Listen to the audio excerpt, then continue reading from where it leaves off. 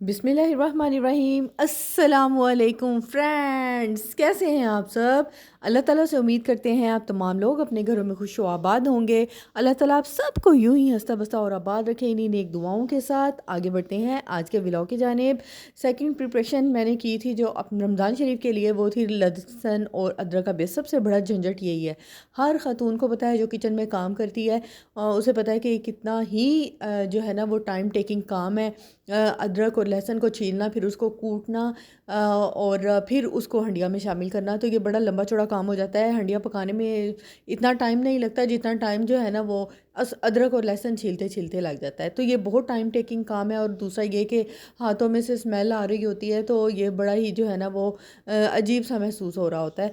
तो बेहतर इसका हल यही है कि रमज़ान शरीफ है, ज़ाहिर सी बात है, बजाय ये कि हम रोज़े के साथ जो है वो अदरक और लहसुन कूटते रहें और टाइम इस पे ज़ाया करें, तो बेहतर यही है कि आप जो अदरक और लहसुन है इसका पेस्ट पहले से ही बनाकर तैयार कर लें। उसकी तैयारी का तरीकाकार ये है कि मैंने मियाँ साहब से लहसुन मंगवा लिया था 1 किलो और अदरक मैंने मंगवाया था आधा किलो। मैंने बराबर रेशो नहीं रखी क्योंकि अदरक जो है इसका अरोमा बहुत ज़्यादा स्ट्रॉन्ग होता है बनिस्बत के लहसुन के। लहसुन का अपना अरोमा है बहुत स्ट्रॉन्ग होता है, लेकिन जो अदरक है ना उसका अरोमा बहुत ज़्यादा स्ट्रॉन्ग होता है। तो मैं इसको लेवल नहीं रखती। बाज़ लोग दोनों को बराबर मिकदार रखते हैं, अदरक और लहसुन की दोनों 1-1 किलो या आधा आधा किलो के हिसाब से, लेकिन मैंने अदरक को आधा किलो रखा है और लहसुन को 1 किलो रखा है। तो ये ज़बरदस्त किस्म की मिकदार रहेगी। अगर आप चाहें तो आप मेरे तरीक़ों को फॉलो कर सकते हैं। तो इसको सेव करने का तरीका ये है कि आपने एक ब्लेंडर ले लेना है और अदरक और लहसुन को छील लेना है, जैसे कि मैंने पील ऑफ कर लिया था। पहले मैंने लहसुन को क्या किया था कि उसको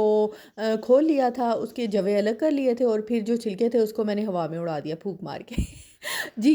तो फिर मेरे पास खाली जवे आ गए और अदरक को आपने पील ऑफ कर लेना है और फिर अदरक को छोटे छोटे स्लाइसेस में कर लेना, ताकि आपके ब्लेंडर को ज़्यादा काम ना करना पड़े और जल्दी जल्दी से आपका जो अदरक और लहसुन है इसका पेस्ट बन सके।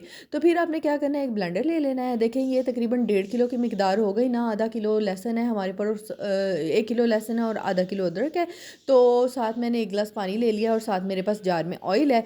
तो मैंने क्या किया था कि थोड़ा सा पानी जो है ना वो ब्लेंडर में डाल दिया था, ताकि अदरक और लहसुन जो है ना वो पैंदे के साथ ना लगा रहे, और वो जो जहाँ तक उसका ब्लेड है तो वो ब्लेड अच्छे तरीके से काम करे। तो फिर मैंने क्या किया था, उसमें अदरक डाल दिया था और उसको थोड़ा सा मैंने ब्लेंड कर लिया था। जैसे ही वो मूव होना शुरू हुआ उसमें मैंने लहसुन डाल दिया और ऊपर से आपने थोड़ा थोड़ा सा पानी लगाते जाना है और साथ थोड़ा थोड़ा ऑयल डालते जाना है और इसको अच्छी तरह से इसका जो है वो पेस्ट बना लेना है। फिर जब ये नहीं, मैंने लिया था एक मुट्ठी मैं अदरक की ले रही थी और 2 मुट्ठियाँ जो थी वो मैं लहसुन की ले रही थी।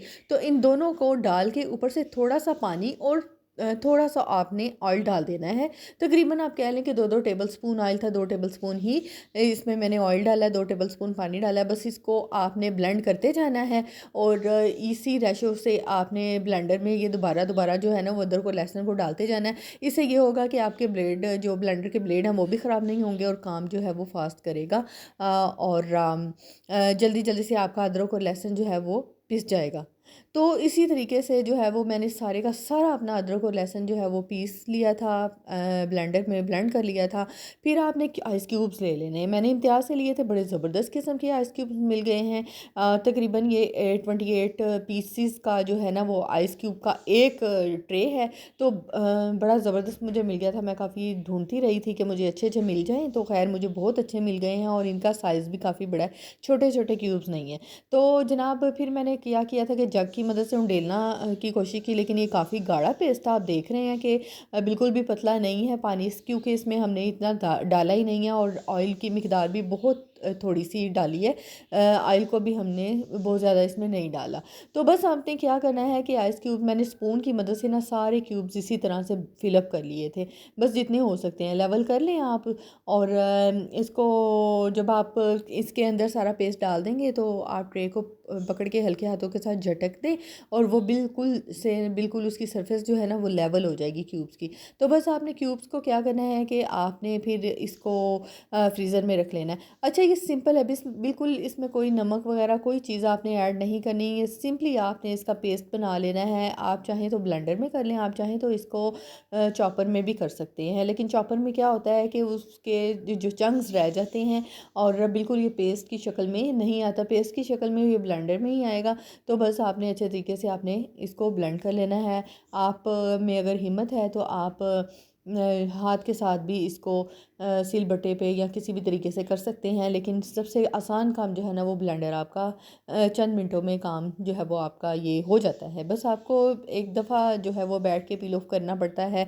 आप चाहे किसी की हेल्प ले लें घर में या ख़ुद से कर लें। मैंने सारा जो है वो खुद से कर लिया था। और मैंने क्योंकि 1 किलो लहसुन था तो मैंने इसको क्या ऑयल लगा के धूप में रखना था। अगर आपके पास लहसुन बहुत ज़्यादा है तो आप इसको क्या करें कि लहसुन के छिलकों को ना छिलकों समेत उसको पहले जवे अलग कर लें और फिर उन जमों को ना आप तेल हाथों पे लगाते जाएं और उन जमों को मसलते जाएं और फिर धूप में रख दें। छिलके उनके बिल्कुल सख्त हो जाएंगे, अकड़ जाएंगे और बड़ी जल्दी पील ऑफ हो जाएगा लहसुन।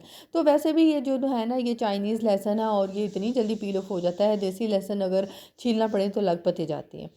तो खैर यहाँ पर जनाब क्यूब्स जो सारी ट्रेस थी, दोनों ट्रेस थी, ये रेडी हो गई थी और जितना था ये सारे का सारा आपके सामने है। फिर इसको मैंने कर लेना है फ्रीज़ और जब नेक्स्ट डे आप देखेंगे तो आपके जो क्यूब्स हैं वो फ्रीज़ हुए होंगे। फिर आपने उनको इस ट्रे में से निकाल के आपने किसी भी आप चाहें तो प्लास्टिक कंटेनर में इसको आप सेव कर सकते हैं या आप चाहें तो जो ज़िपलॉक बैग हैं उनमें भी आप सेव कर सकते हैं। मैं साथ ही ज़िपलॉक बैग भी ले आई थी। तो ये सारे ढेर सारे क्यूब्स बन गए हैं और मेरा महीने से भी ज़्यादा ये इंशाल्लाह चलेगा क्योंकि एक हांडी में एक क्यूब ही काफ़ी रहता है। इसी के साथ मुझे दें इजाज़त। अल्लाह हाफ़िज़।